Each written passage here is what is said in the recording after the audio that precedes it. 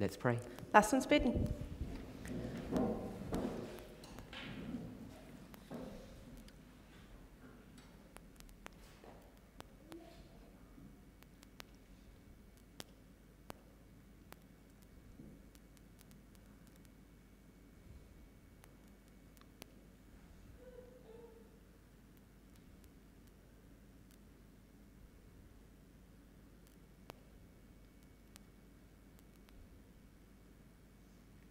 Amen.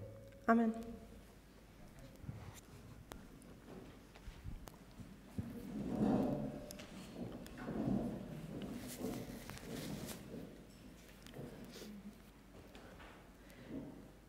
In our first presentation, In unserer ersten Präsentation we began to look at Matthew chapter 13, fingen wir an, uns Matthäus 13 anzuschauen.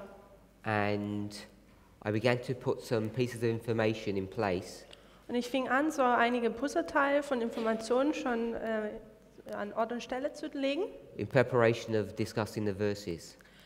in Vorbereitung auf die Verse, die wir jetzt besprechen werden.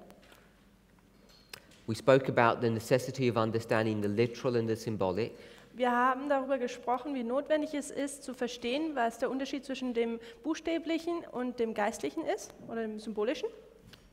we spoke about the fact that prophets Wir sprachen über den Fakt, dass Propheten have the authority and the right to make different applications of portions of inspiration, die Autorität haben, verschiedene Anwendungen von Inspiration zu haben oder ja, anzuwenden, zu machen. and they were the two main points that I wanted us to come to an understanding of before we approach these verses. Und bevor wir nun diese Verse da eintauchen, wollte ich, dass ihr diese zwei Hauptpunkte versteht. So let's go to Matthew 13. Also lasst uns zu Matthäus 13 gehen.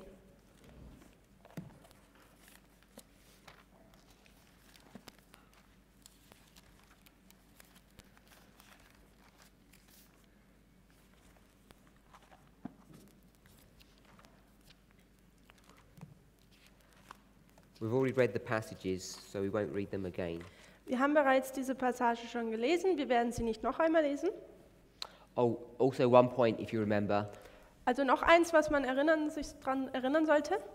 we spoke about Wir sprachen an important rule of Bible interpretation, über eine wichtige Regel der Bibelinterpretation, which was the principle of repeat and enlarge. welches das Prinzip war der Wiederholung und der Erweiterung. Now, William Miller won't use that phraseology, Also William Miller hat diese may not. but you'll see that his law, or one of his rules, Also man sieht, dass eine seiner Regeln incorporates this principle. dieses Prinzip beinhaltet. And you remember this was 1 Corinthians 15, verse 43. Und wenn ihr euch daran erinnert, das war der 1. Korinther 15, Vers 43. And it's an important principle that allows the Bible to interpret itself. Und dies ist ein wichtiges Prinzip, was die Bibel erlaubt, sich selbst auszulegen. And as we go through our studies this week, Und während wir so durch unser Studium hindurchgehen diese Woche, I'll try and go to a couple of other different verses to show you this principle. dann werden wir auch noch andere Verse uns anschauen, um dieses Prinzip auch aufzuzeigen, So that we can begin to become familiar sodass wir damit vertraut werden, with trying to identify this principle and putting it into practice. dieses Prinzip zu identifizieren, aber auch um es praktisch anzuwenden, also zu praktizieren. So, verse 24. Also Vers 24 jetzt. Ein anderes Gleichnis legte er ihnen vor und sprach: Das Reich der Himmel gleicht einem Menschen, der guten Samen auf seinen Acker säte. So, it begins by saying this is another parable. Also es fängt jetzt an und sagt, dies ist ein weiteres Gleichnis. So we know that he's spoken of parables before this. Also wissen wir, dass er bereits vorher schon in Gleichnissen sprach.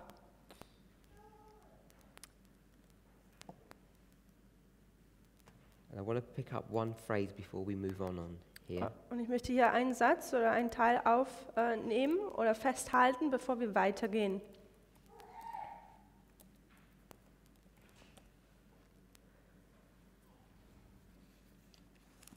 Go to verse 34.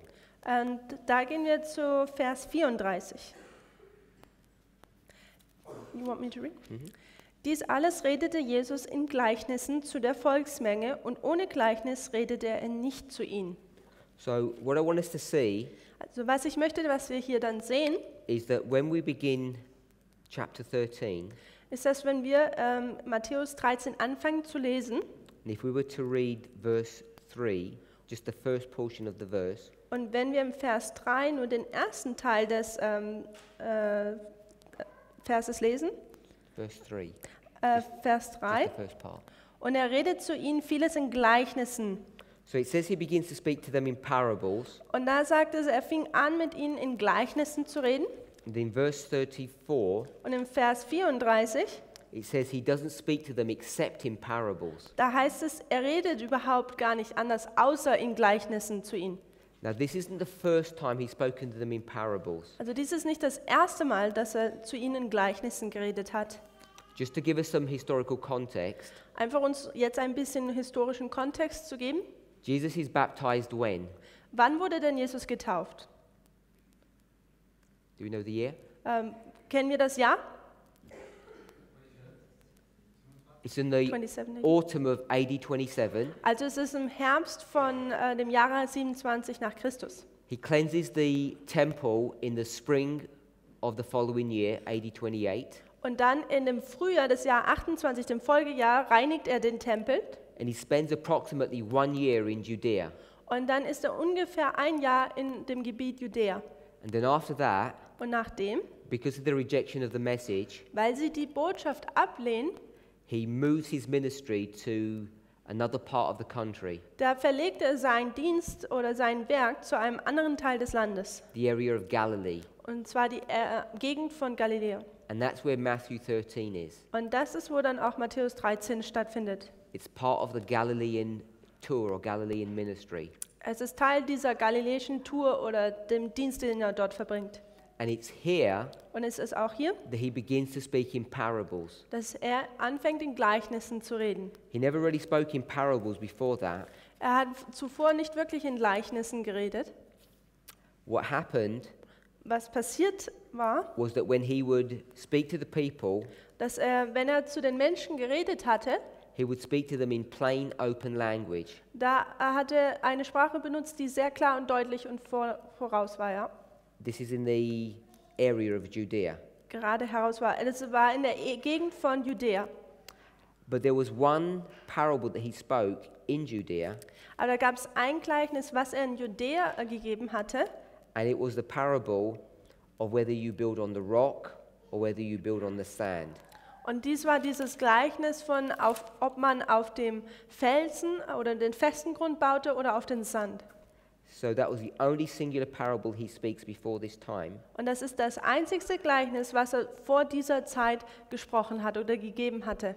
And the rest of his language was plain and open. Und der Rest dieser Sprache war dann sehr eigentlich gerade heraus, deutlich. But it's when he moves to Galilee Aber es ist, als er nach Galiläa ging oder es verlegte, that he begins to speak in parables. dass er anfing, in Gleichnissen zu sprechen. And just one other point we want to make. Und einen weiteren Punkt, den wir rüberbringen wollen, We know that Matthew 13 is the chapter of parables. ist, dass wir wissen, dass Matthäus Kapitel 13 das Kapitel der Gleichnisse ist. We're not going to go there, Wir werden uns jetzt nicht das uns komplett anschauen, but we will read this verse. It's Mark chapter 4, verse 34. und es ist Markus 4:34. Markus 4, Vers 34. So they're both the same verse. One is Matthew 13, the other one is Mark 4. Also es ist beides mal der gleiche Vers, einmal in Matthäus 13 und der andere in Markus 4, also Markus 4, Vers 34. Ohne Gleichnisse aber redete er nicht zu ihnen, wenn sie aber alleine waren, legte er seinen Jüngern alles aus. So what I want us to see here Also was ich möchte, dass wir hier sehen, is that these are two parallel verses. ist, dass dies zwei Paralleltexte sind. And we'll see that the parables of Mark chapter 4 Und wir sehen, dass dieses Gleichnis in Markus Kapitel 4, are essentially the same as Matthew 13. eigentlich das gleiche ist wie Matthäus 13, The Entschuldigung. language is different, Die Sprache ist ein bisschen unterschiedlich, but you'll see these two verses are the same verse. aber wir sehen, dass diese zwei Verse die gleichen Verse sind. So back to Matthew 13, Also wieder zurück zu Matthäus 13, verse 24. Vers 24. Begins by saying that the kingdom of heaven Es fängt an zu sagen, dass das Reich der Himmel is like a man gleicht einem Menschen, which sowed good seed in his field. der guten Samen auf seinen Acker säte.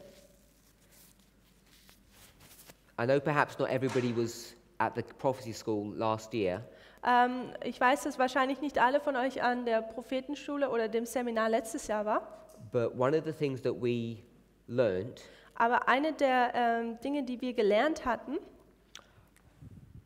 was that when we do a reform line, war, dass wir, wenn man eine Reformlinie zieht, and if we just went from 1989 und wenn wir von 1989 to 9/11 über den 11. September, to the midnight cry den Mitternachtsruf to the Sunday law, und zum Sonntagsgesetz, that this reform line can be understood by varying different themes. dass diese Reformlinie dargestellt werden kann oder verschiedene Themen darstellen kann oder angeschaut werden kann. And what I want us to see Und was ich möchte, dass wir sehen, is that when we begin to look at reform lines, dass wenn wir anfangen, unsere Reformlinien zu betrachten, we should begin to understand them by themes. dann sollten wir diese verstehen, durch Themen anfangen zu verstehen, also themenbedingt. Now, there are three themes that we use repeatedly. Also es gibt zum Beispiel 3 Themen, die wir wiederholt benutzen. One of the themes we picked up yesterday. Eins haben wir gestern bereits besprochen, I don't know if you remember. aber vielleicht erinnert ihr euch. It was in Exodus Und das war im 2. Buch Mose, chapter 40, Kapitel 40, verse 2, I think.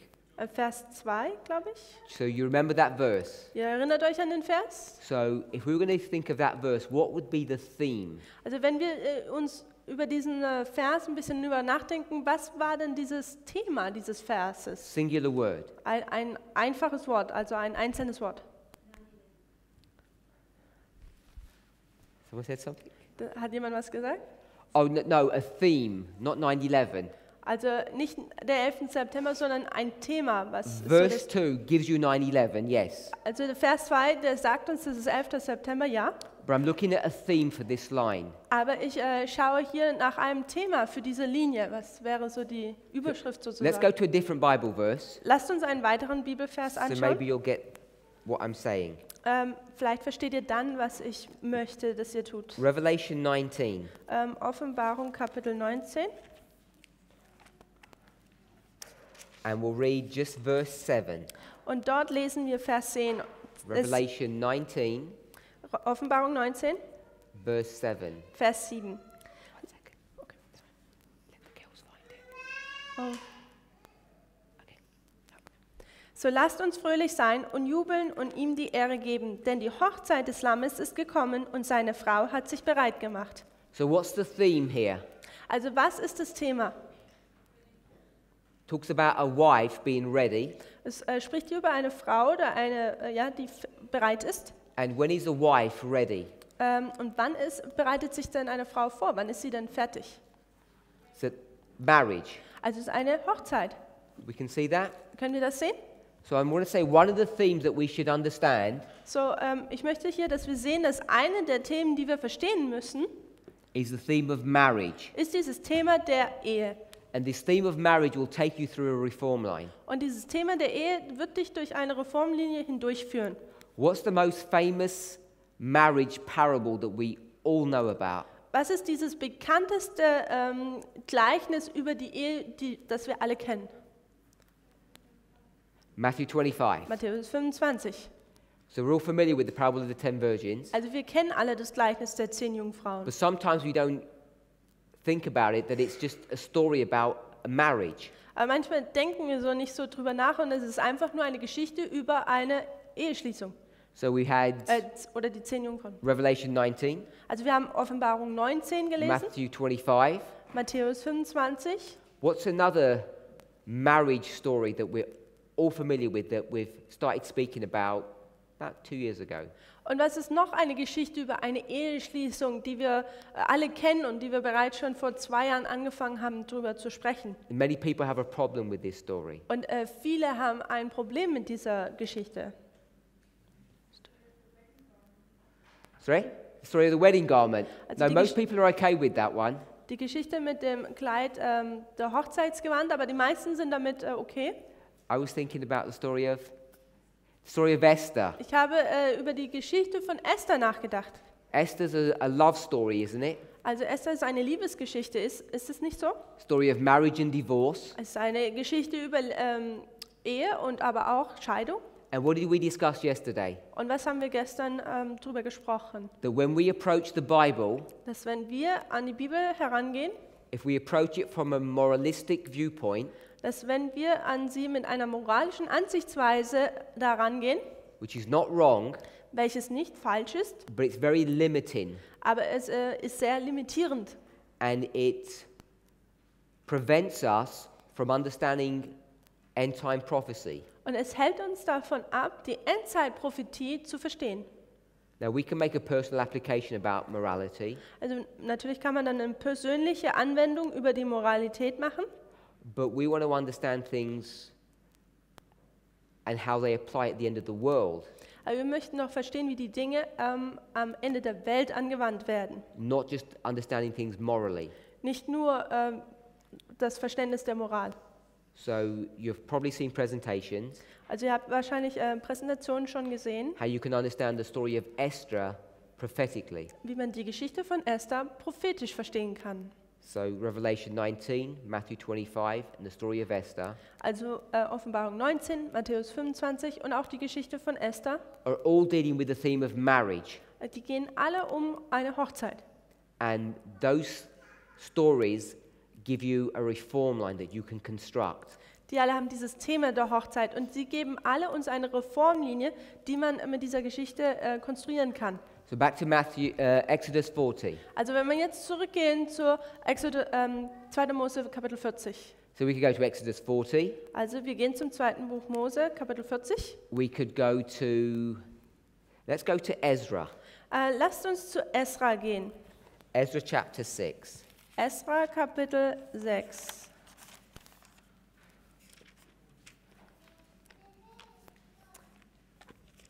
So we're going to go to Ezra chapter 6 to look at the second theme. Also Esra Kapitel 6, da gehen wir jetzt hin, um dieses zweite Thema uns anzuschauen. It's the same theme that you find in Exodus 40. Es ist das gleiche Thema, welches wir im 2. Buch Mose Kapitel 40 sehen. So in Ezra 6, Das ist in Esra 6, verse 14. Vers 14. Und die Ältesten der Juden bauten weiter, und es gelang ihnen durch die Weissagung der Propheten Haggai und Zacharia des Sohnes Idus, so bauten sie und vollendeten es nach dem Befehl des Gottes Israel und nach dem Befehl des Kyros und des Darius und Artasasta, den König von Persien. And we're going to read the first part of verse 15, just the first part. Und den ersten Teil des Verses 15 lesen wir auch noch. Sie vollendeten aber dieses Haus am 3. Tag des Monats Adar. So we can see, Also können wir sehen, hopefully, hoffentlich, what's this second theme. welches dieses zweite Thema ist. First was marriage, Also das erste ist die and this Eheschließung one's what? und dieses hier ist welches Thema? Building. Bauen. We can see that. Können wir das sehen?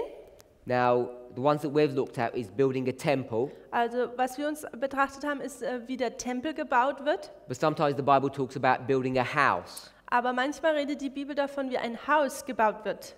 Could be the house of David, Es könnte das Haus Davids sein, could be your own house. könnte auch euer eigenes Haus sein. All of those stories that deal with houses, Also die ganzen Geschichten, die um Häuser handeln walls, oder Mauern, foundations, Fundamente, are all dealing with construction.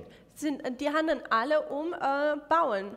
So when you see stories about construction, Also wenn man eine Geschichte sieht, die ums Bauen geht, we should put our construction glasses on, dann sollten wir unsere Baugläser antun oder Brillen antun put our hard hats, und unsere Helme aufziehen and think about what those stories are teaching us symbolically Und dann sollten wir darüber nachdenken, was diese Geschichten uns symbolisch lehren about a reform line. über unsere Reformlinie. So I'll give one more example on this. Also ich gebe noch ein weiteres Beispiel, Famous Bible verse, ein bekannter Bibelvers famous in this movement. oder bekannt in dieser Bewegung. If I say Isaiah 28, Wenn ich Jesaja 28 sage, what comes to your mind? was kommt euch denn so in den Sinn? You don't have to give me the verse, just give me the phrase. Ihr müsst nicht uns den Vers geben, sondern einfach nur, was ist, kommt da rein.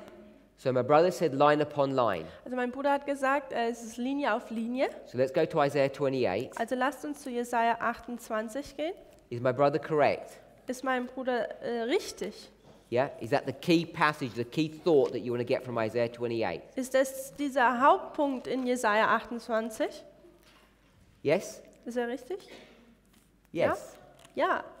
So Isaiah 28, Also Jesaja 28, he quoted from verses 10 and 13, er zitierte von Versen 10 bis 13 talks about line upon line, und da redet es von Linie auf Linie, also im Englischen ist es Linie auf Linie, but we're not going to read those verses. aber wir werden diese Verse nicht lesen. What I want to ask you Was ich euch fragen möchte, is when it talks about line upon line in verse 10 and verse 13, wenn es jetzt um Linie und Linie geht, also im Englischen ist es Linie und Linie, in Vers 10 und auch in Vers 13, what's it talking about? um was geht es da eigentlich? Because what you'll see people do, Denn was man da sieht, was Menschen dann tun damit, they'll just say it's just line upon line. ist es, dass es Linie auf Linie ist. The line of Moses, Zum Beispiel die Linie von Mose, the line of Christ, die Linie von Christus the line of Miller. und die Linie von Miller. And you'll see people explain it this way, Und man sieht dann, dass Menschen das so auch erklären, which is correct, welches korrekt ist. but that's not the theme. Aber das ist nicht das Thema, um was What, es hier geht. what is this theme of line upon line? Was ist denn das Thema von Linie auf Linie? No, it's building. Nee, es ist Bauen. Go to verse 17. Lasst uns zum Vers 17 gehen. Isaiah 28, verse 17. Jesaja 28, Vers 17. Und da heißt es, und ich will das Recht zur Richtschnur machen und die Gerechtigkeit zur Waage. Der Hagel wird eure Lügenzuflucht wegreißen und die Wasser sollen eure Versteck wegschwemmen. So before we make comment on that verse, Also bevor wir jetzt da diesen Vers kommentieren, let's go back one verse lasst uns noch einen weiteren Vers zurückgehen. and we'll read verse 16. Und da lesen wir in Vers 16. So Isaiah 28, 16. Also Jesaja 28, Vers 16. Da heißt es, darum so spricht Gott der Herr, siehe, ich lege in Zion einen Stein, einen bewährten Stein, einen kostbaren Eckstein, der auf Feste gegründet ist. Wer glaubt, der flieht nicht. So it talks about a foundation, Also hier handelt es um ein Fundament. and I would suggest to you, Und ich würde euch vorschlagen, when it speaks about a foundation, you have to be talking about buildings. dass wenn es hier um ein Fundament geht, oder wenn man über Fundamente redet, dass es hier um eigentlich Bauen geht. Because foundations have got nothing to do with marriages. Denn Fundamente haben ja nichts mit einer Eheschließung zu tun. We agree with that? Können wir damit übereinstimmen? A foundation Ein Fundament is not connected to the theme of marriage, ist nicht mit dem Thema der Ehe mit der Ehe verbunden. it's connected to the theme of building. Es ist mit dem Thema des Bauens verbunden. And then that gives you the clue about verse 17. Und das gibt uns dann so ein bisschen den Hinweis zu dem Vers 17, um was es darin geht. But the big clue in 17 Aber dieser wichtige Punkt im Vers 17 is the word plummet. ist dieses Wort Richtschnur. What is a plummet? Was ist denn eine Richtschnur? In the olden days, Also in der alten Zeit, a plummet is a string da war eine Richtschnur, eine Schnur with a weight at the end of it. mit einem Gewicht unten dran gemacht. And what's the purpose of that? Und was ist denn der Grund für das? Was ist der Sinn dafür? It's got nothing to do with marriage. Es hat nichts mit der Eheschließung zu tun. The purpose of this plummet, Dieser Grund oder der Sinn für diese Schnur and what we use today, und was wir heute benutzen, is not a plummet, ist nicht eine Richtschnur, it's called a level, sondern eine Wasserwaage. And you've probably all seen them. Und ihr habt die bestimmt schon mal alle gesehen. There's a little glass vial here, Und da gibt es so ein kleines Fenster aus Glas. and one here with a bubble in it. Und dann eins da oben mit so einer Blase drin. We've all seen these. Wir haben die, glaube ich, alle schon gesehen. So use this level, Also man benutzt diese Wasserwaage. and you put it against what? Und gegen was stellt man es denn oder setzt man es denn, When it's this way. wenn es diese Art Put it steht? against the wall Da tut man es an die Mauer dran, to check what? um was zu prüfen. To check how vertical a wall is. Um zu sehen, wie gerade diese Wand ist, wie vertikal diese Wand ist. So if that's your ground, Und wenn das jetzt hier unser Grund ist and that's your wall, und das unsere Mauer ist this is the building, und das ist das Haus, you get your plummet, Gebäude, dann nimmt man diese Richtschnur and you'd set it against the wall, und man tut es neben diese Wand legen and you check if the wall is vertical. und dann sieht man, ob diese Mauer auch gerade ist. So we know Also sehen wir, that this plummet dass diese Richtschnur, is connected to the theme of building. sehen wir, dass dies mit dem Thema des Bauens verbunden ist. It's for checking if things are vertical. Also, um zu sehen, ob die Dinge gerade sind. So what is a line for? Also warum haben wir eine Linie oder was ist der Sinn einer Linie? I'll give you one more clue. Noch einen weiteren Hinweis. Keep your hand in Isaiah 28. Haltet eure Hand in Jesaja 28 Go to Revelation 11. und geht zur Offenbarung Kapitel 11. Keep your hands in Isaiah 28 and go to Revelation 11. Also eure Hand in Jesaja 28 und lasst uns zur Offenbarung Kapitel 11 gehen.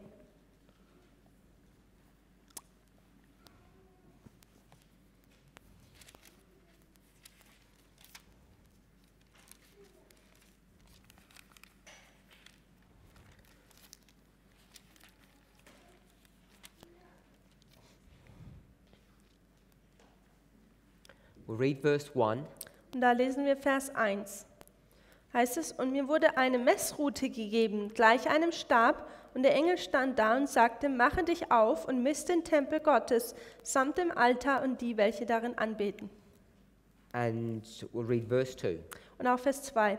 Aber den Vorhof, der außerhalb des Tempels ist, lass aus und miss ihn nicht, denn er ist den Heidenvölkern übergeben worden, und sie werden die heilige Stadt zertreten, 42 Monate lang. Now in these verses, Also in diesen Versen, it doesn't use the word line, da wird uns nicht das Wort Linie gegeben, but it uses the word reed. aber da ist es eine Messrute. And the reed Und diese Messrute is a measuring stick. ist auch wie ein Maßstab. And what are you measuring? Und was misst man denn damit? A building. Ein Gebäude. So coming back to Isaiah 28, Also jetzt zurück zu Jesaja 28. if you went back to the Hebrew Wenn man da das Hebräische sich anschaut and you checked what this line was, und man betrachtet, was diese Linie dort ist oder dieses Maß, it will tell you it's a measuring line. dann sagt es einem, dass es eine Schnur ist, die zum Messen auch benutzt wurde. Now, measuring Also um zu messen, is not connected to marriage. ist auch nicht mit der Ehe verbunden, mit dem Thema der Ehe. If you're looking for a wife, Sondern wenn man nach einer Frau sucht, you don't get a tape measure dann tut man keinen Maßstab nehmen and start measuring her dimensions, do you? und man misst dann so ihre Dimension. So measuring is to do with buildings. Also etwas zu messen, da handelt es sich um Bauen. And so we can develop Also können wir entwickeln a really nice concept from Isaiah 28. ein richtig schönes Konzept aus Jesaja 28 können wir entwickeln.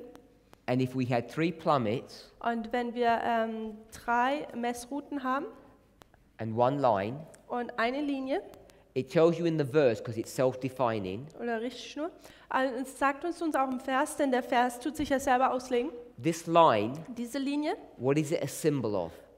wovon ist es ein Symbol? Tells you in the verse 17. Es sagt es uns im Vers 17. It says, judgment will I lay to the line. Es sagt, er wird Gericht an die Linie legen. So this line Und diese Linie, is the line of judgment. und im Deutschen ist es Recht, aber im Englischen ist es Gericht. Sorry, in English it's a little bit different than in German. Could you repeat the last sentence? So it says in verse 17, Also im Vers 17 sagt es, Judgment will I put upon this line. Also Gericht werde ich auf diese Linie legen. So this line is a symbol of judgment. Also diese Linie ist ein Symbol für Gericht. So judgment Also Gericht is measuring. ist zu messen. And what are you measuring? Und was misst man denn? If you think about this construction here, Also wenn man diesen Bau hier anschaut, it's the floor plan of a building, dann ist es ein Plan für den Boden, which is what you get in Revelation 11 that we just read. welches man auch in Offenbarung 11 sehen kann, wie wir gerade gelesen haben. And then it says, Und dann sagt es, righteousness as a plummet. und dann sagt es Gerechtigkeit als eine Richtschnur. So each one of these vertical lines, these plummets, Also welche dieser vertikalen Linien ist diese Richtschnur? are symbols of righteousness. Sind Symbole der Gerechtigkeit.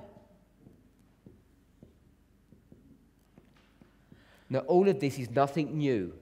Und dies ist alles nichts Neues. This is standard information in our reform movement. Das ist Standardinformation in unserer Bewegung.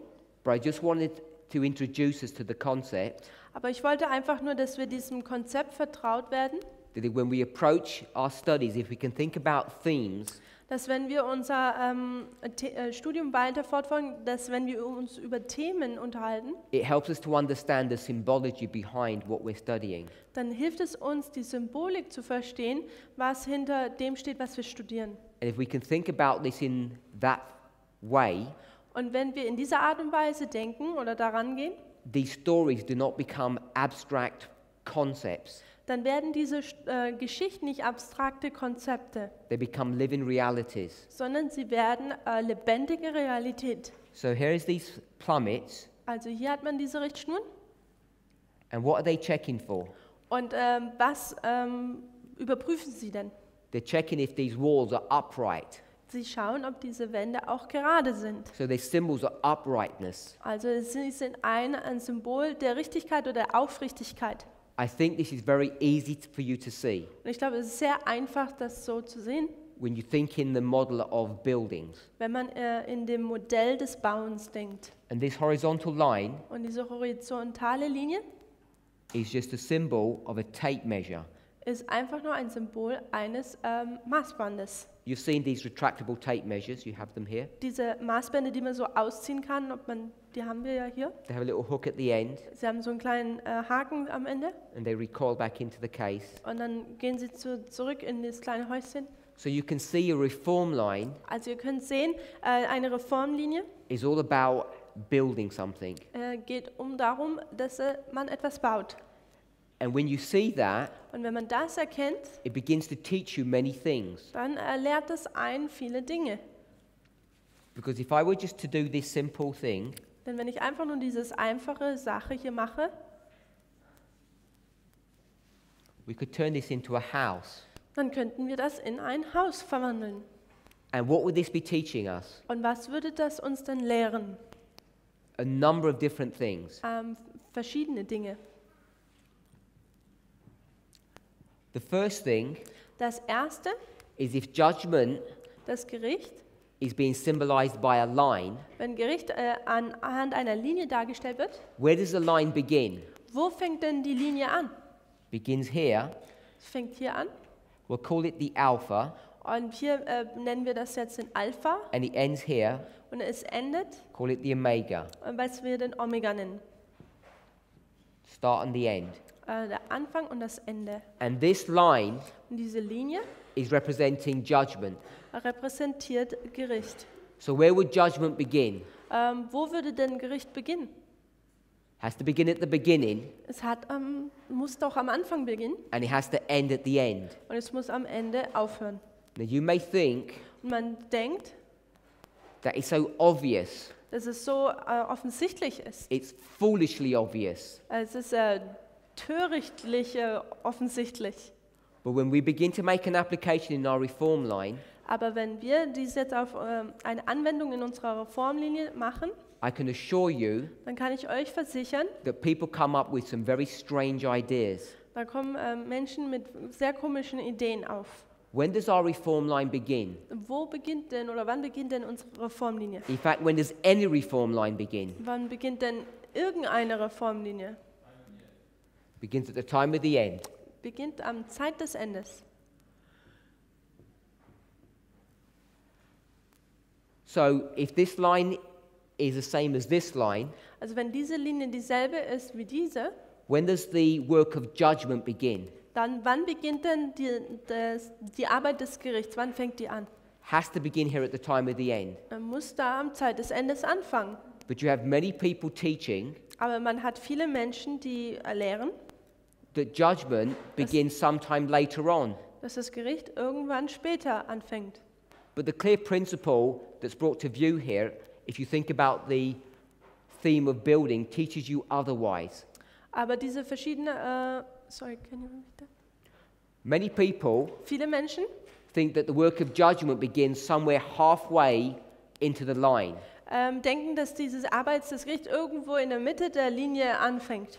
They'll have you believe that the work of judgment begins, say, here. Und sie wollen euch glauben machen, dass das Gericht zum Beispiel hier anfängt. But the verse, the Bible, is self-defining. Aber der Vers oder die Bibel legt sich ja selber aus. And if you remember the theme of building, Und wenn ihr euch daran erinnert über dieses Thema des Bauens, and you remember that the Bible defines itself, und wenn ihr euch daran erinnert, dass die Bibel sich selbst auslegt, then the whole of this line dann muss diese ganze Linie is marking judgment.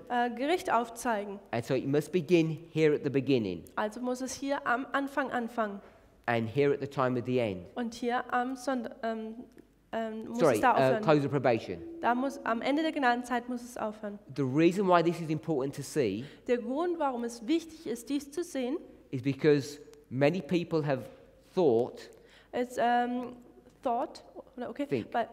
weil viele glauben oder denken, that the work of judgment dass die Arbeit des Gerichts begins at 9/11. am 11. September anfängt.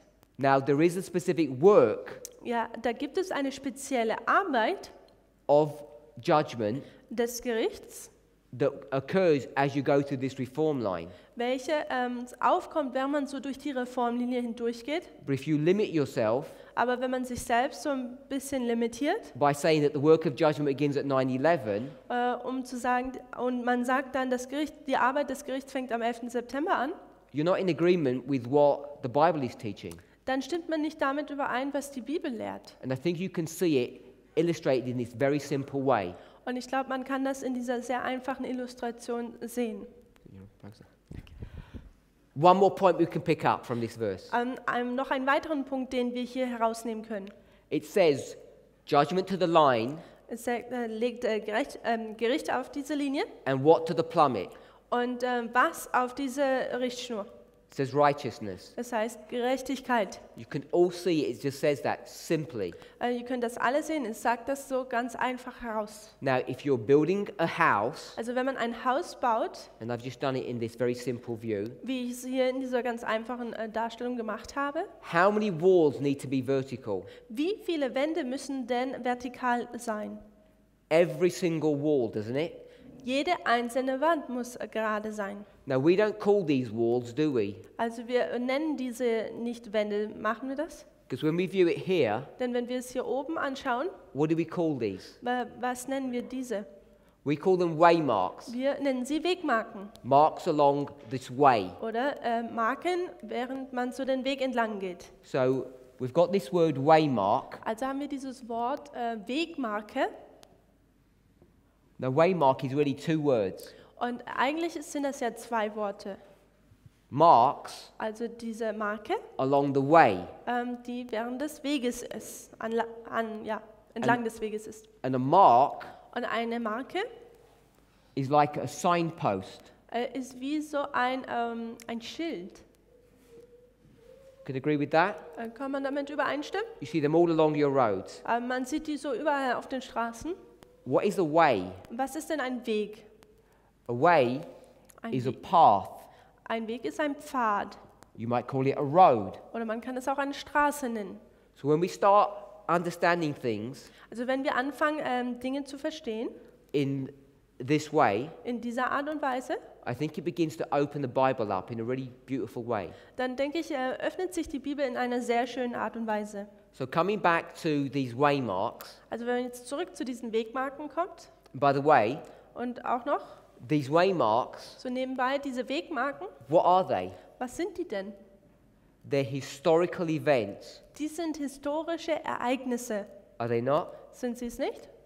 Every single one of these ticks, these waymarks, should be an historical event. Jeder einzelne dieser also dieser Wegmarken sind historische Ereignisse. We're here, Wir sind hier. some are past, Manche sind schon in der Vergangenheit, some are still in the future.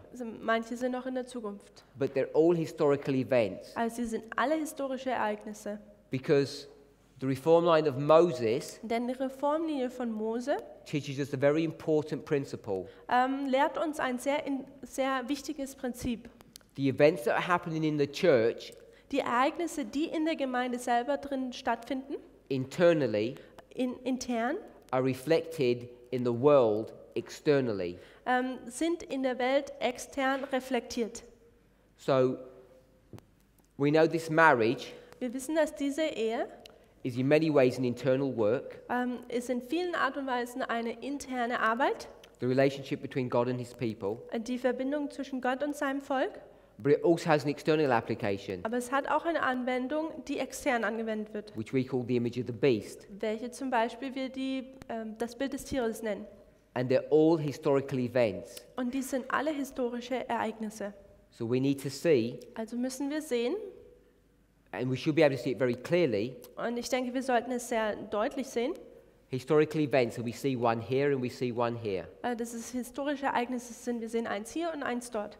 So we know upon the testimony of two a thing is established, Und wir wissen, dass aufgrund zweier Zeugen ist eine Sache etabliert. so we'll for certain see external events happening in the world at these waymarks. Also wissen wir sicher, dass es auch externe Ereignisse sind an diesen zwei Wegmarken.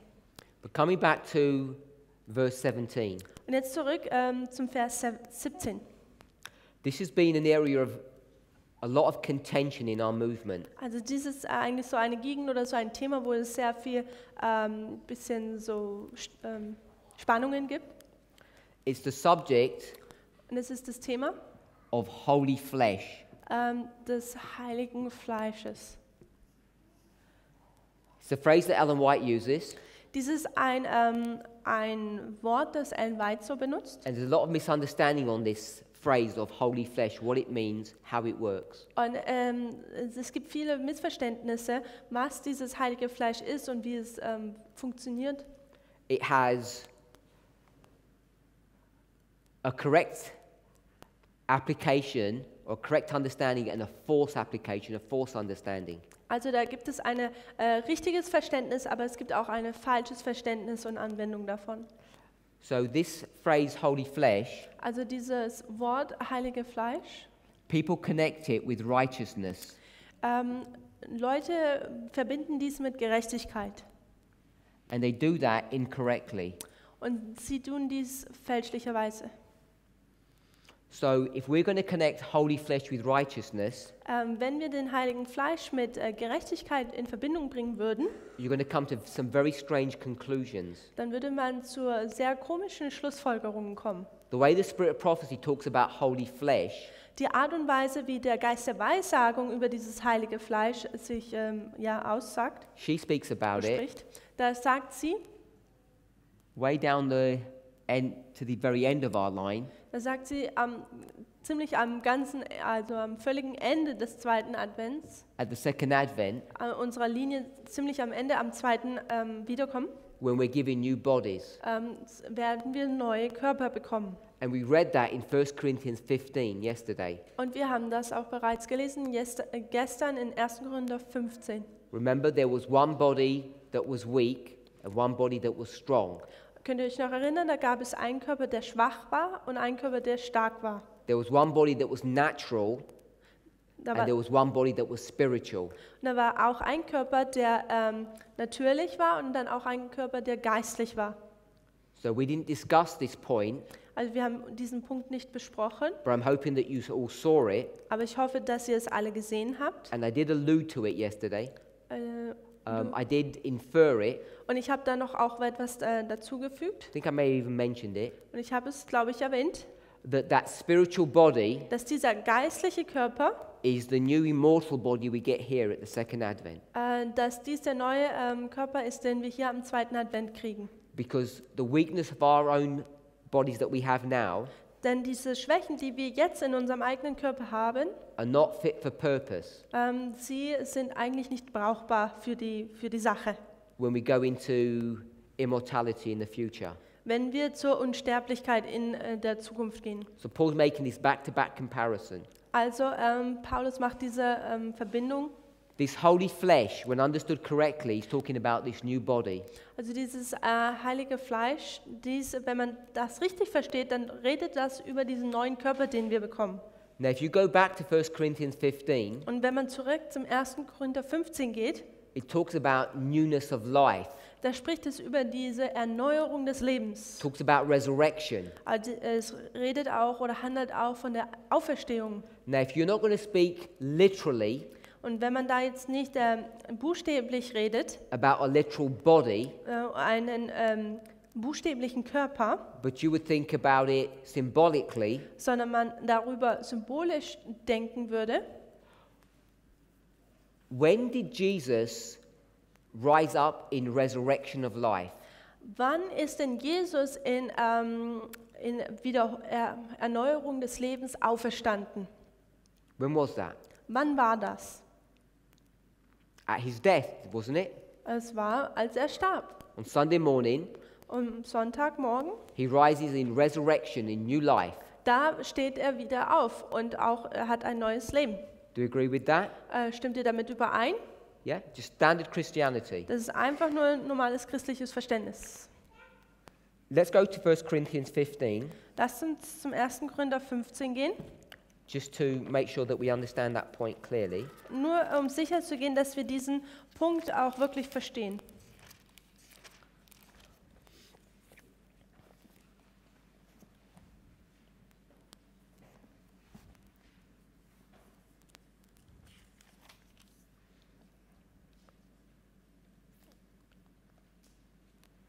Verse 42.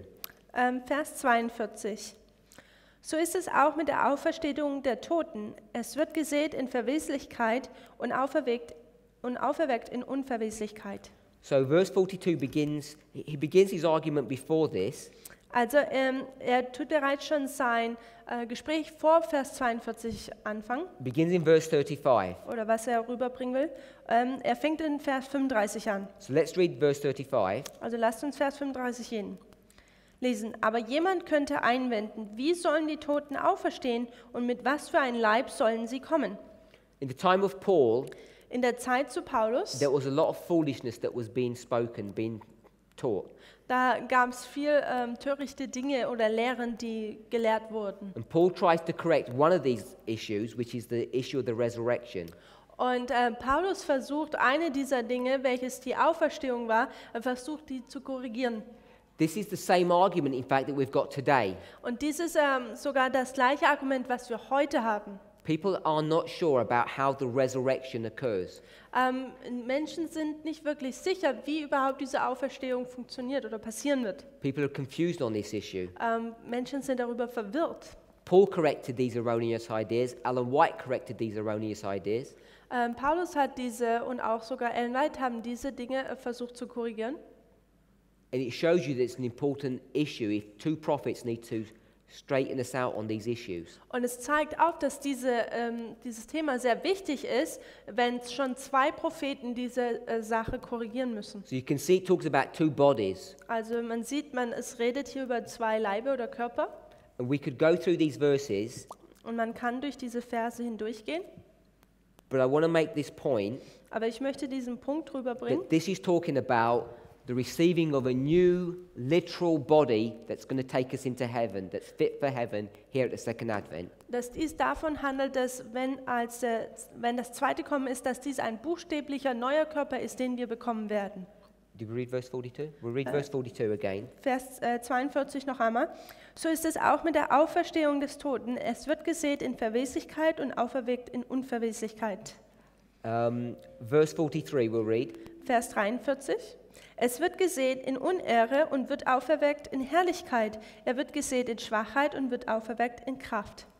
Verse 44 talks about a natural body and a spiritual body. Vers 44, da geht es um einen natürlichen und geistlichen Leib. Verse 45 Und im talks about the two Adams. Vers 45 geht dann um diese zwei Adame. And then verse 46, Und dann Vers 46. the first is natural, the second is spiritual. Das erste ist natürlich und das zweite ist geistlich. Verse 47, Vers 47. the first is earthly, the second is heavenly. Das erste ist irdisch, das zweite ist vom Himmel. And he goes on developing this argument up to verse 50. Und er geht weiter und entwickelt so dieses Argument bis zum Vers 50. And you know this is a correct application Und wir wissen, dass diese eine richtige Anwendung ist, because he concludes all of this in verse 51 to the end of the chapter. denn er macht so eine Zusammenfassung vom Vers 51 bis zum Ende des Kapitels So this is a mystery. und sagt, dies ist ein Geheimnis. We'll read verse 51. Wir lesen Vers 51. Sieh, ich sage euch ein Geheimnis. Wir werden zwar nicht alle schlafen, wir werden aber alle verwandelt werden. And we'll read verse 53. Und Vers 53. Denn diese Verwesliche muss Unverweslichkeit anziehen und diese Sterbliche muss Unsterblichkeit anziehen. So I'm sure we're all understanding this point. Also ich denke, dass wir alle diesen Punkt verstehen. Holy flesh, Das heilige Fleisch, when our bodies, our literal bodies are made holy, is here at the second advent. dass wenn unsere Körper heilig gemacht werden, dass es hier an dem zweiten Wiederkommen ist. But when are we righteous? Aber wann sind wir denn gerechtfertigt? Here Hier or before? oder vorher? Now we know that we're made righteous before. Wir wissen, dass wir gerechtfertigt werden schon zuvor, The argument is when. aber die Frage ist wann. And people are going to use this tension Und Menschen benutzen diese Spannung incorrectly inkorrekterweise, to try and associate righteousness with holy flesh. um die Gerechtigkeit mit diesem heiligen Fleisch in Verbindung zu bringen. Now we're supposed to go to a reform line, Aber wir sollen ja zu einer Reformlinie gehen. and the reform line teaches us about our experience, not the other way round. Und die Reformlinie, die erklärt uns dann und zeigt uns dann so unsere Erfahrung oder wo wir durchgehen. Und es ist nicht wir, die die Reformlinie Now lehren. this was the literal application, Also dies war eine buchstäbliche Anwendung. this rising up in newness of life. Dieses Auferstehen in der Erneuerung des Lebens. Let's go back one book to the book of Romans. Lasst uns ein Buch zurückgehen, nämlich das Buch der Römer. We'll go to chapter 6. Und da gehen wir zum Kapitel 6.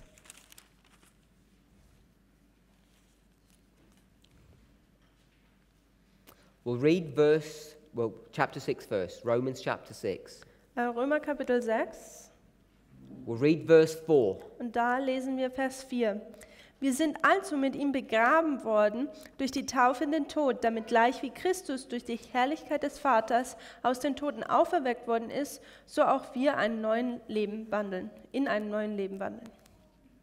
As we cut into the verse, Also wenn man in diesen Vers hineingeht, it says, Christ was raised from the dead by the glory of the Father. da heißt es, dass Christus durch die Taufe in den Tod, damit gleich wie Christus durch die Herrlichkeit des Vaters auferweckt wird. When was Christ raised from the dead by the glory of the Father? Wann wurde Christus auferweckt durch die Herrlichkeit des Vaters? We'll read verse 5. Da lesen wir Vers 5. Denn wenn wir mit ihm eins gemacht und ihm gleich geworden sind in seinem Tod, so werden wir ihm auch in der Auferstehung gleich sein. It talks about his resurrection. Da redet es oder handelt es von seiner Auferstehung. Verse 4 and 5 Verse 4 und 5, talk about his death and his resurrection. da handelt es von seinem Tod und seiner Auferstehung. And we just referenced that in chapter 15 of 1 Corinthians. Und wir haben das bereits ja schon ein bisschen gelesen, 1. Korinther Kapitel 15, When he received his new body. wenn er seinen neuen Körper erhält. But here, what's it comparing his resurrection to? Aber hier, womit wird seine Auferstehung mit verglichen? Because in 1 Corinthians, In 1. Korinther, the resurrection that it was speaking of there was this one, wasn't it? Denn diese Auferstehung dort, davon geht es um diese, richtig? Do you agree with that? Stimmen wir damit überein? Yeah? But now, Aber jetzt, Paul, the same prophet, Paulus, der gleiche Prophet, one book before, ein Buch zuvor, is comparing the resurrection vergleicht die Auferstehung, when Christ receives this new body, this resurrected body, wenn Christus seinen neuen Körper erhält, with what? mit was? Now he's comparing it with baptism. Nun vergleicht er es mit der Taufe. And baptism is not here, Und die Taufe ist nicht hier, it's way back here. ist schon weit zurück, nämlich hier. But he's using the same principle, the same theme, the same concept. Aber er benutzt das gleiche Prinzip, das gleiche Konzept. But now he's not making a literal application, he's making a symbolic application. Aber nun tut er nicht keine buchstäbliche Anwendung machen, sondern eine geistliche, eine symbolische. Now, when you're first shown this, it may be confusing. Und wenn man das als erstes so aufgezeigt bekommt, das mag verwirrend sein. But I want us to think what Paul is doing. Aber ich möchte, dass wir sehen, was Paulus hier macht. Peter says Paul's writings are difficult to understand. Petrus sagt, dass Paulus Schriften schwierig zu verstehen sind. And I think we all agree that they are. Und ich glaube, wir stimmen alle mit überein, dass das stimmt. But he then adds, Aber dann fügt er hinzu people use that difficulty und sagt, dass diese Menschen diese Schwierigkeiten benutzen, as a pretext for making wrong conclusions. um ja, so als Ausrede oder als Prätext praktisch, um falsche Anwendungen zu machen. To put it another way, falsche Schlussfolgerungen zu kommen. Um es in einer anderen Weise zu sagen, they take his difficult words sie nehmen seine schwierigen Worte and they manipulate them. und sie manipulieren sie.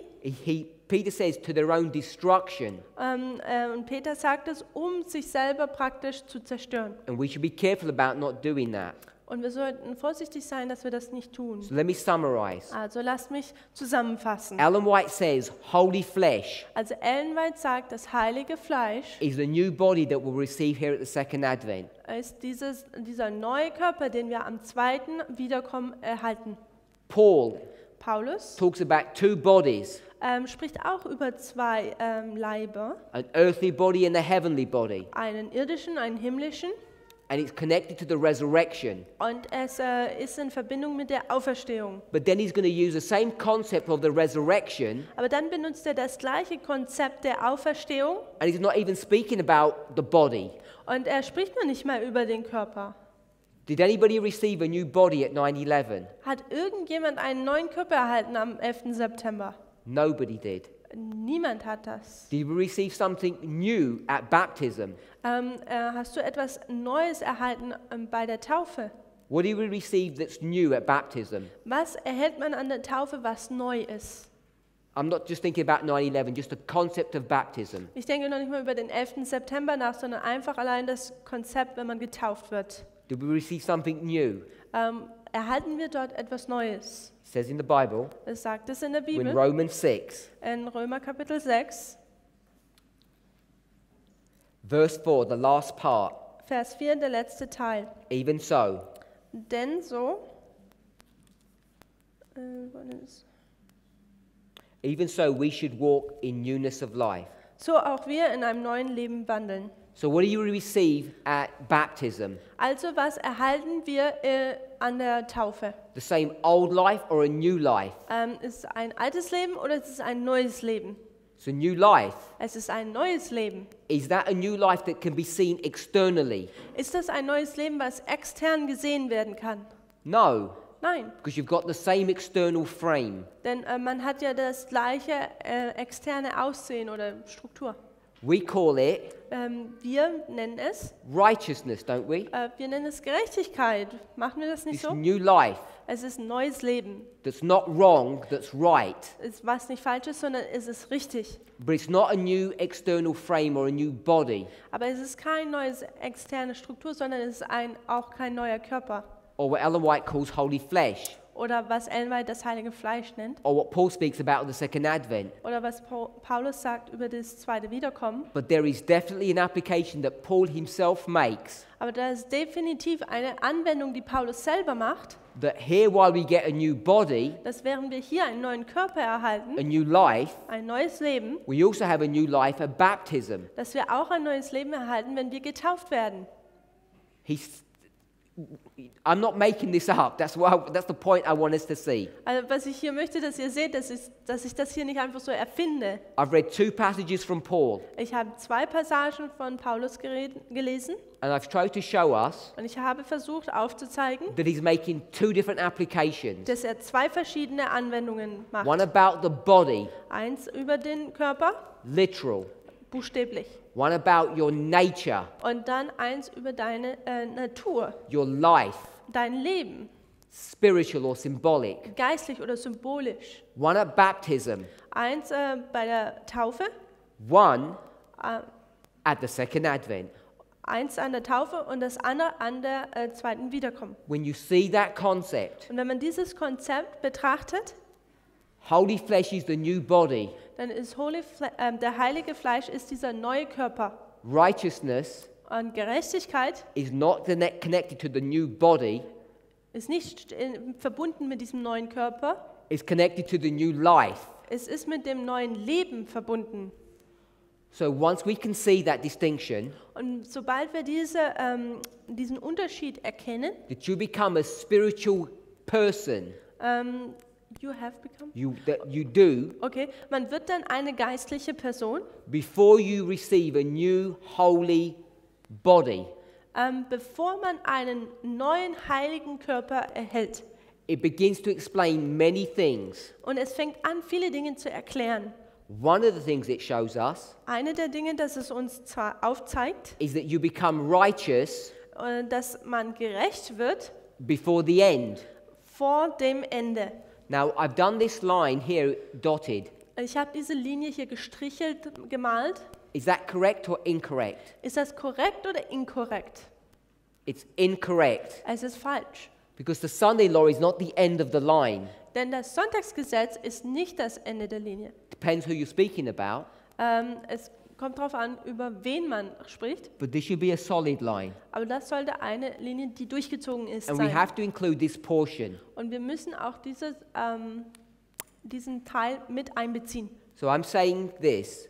Also ich sage Folgendes. We don't become righteous at the end. Wir werden nicht gerechtfertigt am We Ende. become righteous before that. Wir müssen, zuvor werden wir gerechtfertigt. We're all familiar. Wir sind alle damit vertraut. John chapter 16, Johannes Kapitel 16, verse 8. Vers 8. Sin. Sünde. Should we have to say the next one? Ihr müsstet eigentlich das nächste sagen. Sin, Sünde, righteousness, and judgment. Gerechtigkeit und Gericht. Now, people have picked up that phraseology, that verse, Also Menschen haben dann diese Redewendung aufgenommen, diesen Vers. and they've said righteousness at the second step. Und sie sagen Gerechtigkeit am zweiten Schritt. And we know the first step is at the time of the end. Und wir wissen, der erste Schritt ist am Zeit des Endes. And they say you certainly could not be righteous then, Und sie sagen, du kannst ganz sicher nicht da gerechtfertigt sein, it's the second step. denn es ist ja der zweite Schritt. So if someone stands up and says, Und wenn jetzt jemand aufsteht und sagt, actually you're supposed to be righteous at the first step, und dann sagt, eigentlich musst du schon bereits am ersten Schritt gerechtfertigt sein not at the second, und nicht am zweiten, people say, dann sagen Menschen, now you're claiming to have holy flesh. dann dass sie sagen, ja, du behauptest ja, dass du den heiligen Fleisch hast. And I'm saying, Und ich sage, let's just read what the Bible says. lasst uns einfach nur lesen, was die Bibel sagt. Judgment will I lay to the line, Gerecht werde ich an die Linie legen righteousness to the plummet. und Gerechtigkeit an die A Richtschnur. plummet is a waymark. Eine Richtschnur ist eine Wegmarke Every single waymark und jede einzelne Wegmarke is a symbol of what? ist ein Symbol von was? Righteousness. Gerechtigkeit. The Bible defines it itself. Die Bibel selbst definiert es. What God is doing Was Gott tut, Remember, Erinnert euch, they're waymarks. es sind Wegmarken. At the first sign, Am ersten, in der ersten Schild sozusagen, I'm going to change the sign werde ich dieses Schild jetzt ändern to a human being. und es einen Menschen malen. You start your journey. Also man fängt seine Reise an. What's the first thing that God's going to check for you? Was ist das Erste, was Gott prüfen wird? He's going to look to see if you're what? Er wird sehen, ob du was bist. Righteous. Er wird sehen, ob du gerechtfertigt bist. What does he expect? Was erwartet er? Righteousness or unrighteousness? Gerechtigkeit oder Rechtfertigung oder Unrechtfertigung? Has to be righteousness. Es muss Rechtfertigung sein. You go down the path, Man geht den Weg entlang then God looks at you again. und dann schaut dich Gott wieder an. What's he looking for? Und was schaut er dann wieder an? Righteousness. Und sagt Gerechtigkeit. Until you finish your journey. Bis man zum Ende seiner Reise angekommen ist. So what I want us to see, Was ich möchte, dass ihr seht, this is one simple Bible verse. dass dies ein einfacher Bibelvers ist. When we think about construction, Und wenn wir über das Bauen nachdenken, theme of building, das Thema des Bauens, teaches you dann dieses Thema lehrt uns an important principle that's very easy to see. ein wichtiges Prinzip, was sehr wichtig ist zu sehen. Righteousness is expected at every single waymark. Dass Gerechtigkeit an jeder einzelnen Wegmarke erwartet wird. Now, if you look like this, Und wenn du so ausschaust, at this waymark, an dieser Wegmarke, have you passed or failed the test? hast du den Test bestanden oder bist du durchgefallen? You failed Du bist durchgefallen, because the plummet denn die Richtschnur, checked you and you're not righteous. die hat dich geprüft und die hat gesehen, dass du nicht gerecht How many fertig bist. tests Und wie es prüft, must you pass? okay, wie viele Prüfungen muss man denn bestehen? Can you fail some and pass some? Kann man manche bestehen und bei manchen durchfallen? You can't. Man kann das nicht You have tun. to pass every test. Man muss jede Prüfung bestehen. If you fail the first test, Wenn man die erste Prüfung nicht bestanden hat, you cannot be benefited by the second. dann kann man die zweite davon nicht profitieren. We understand these principles clearly. Okay, wir müssen diese Prinzipien klar und deutlich verstehen. So in our next presentation, In unserer nächsten we Präsentation, want to talk about the third theme da möchten wir über dieses dritte Thema sprechen. to help us to understand how to look at reform lines. Also um zu verstehen, wie man an die Reformlinien, wie man die betrachten soll. Let's pray. Lasst uns beten.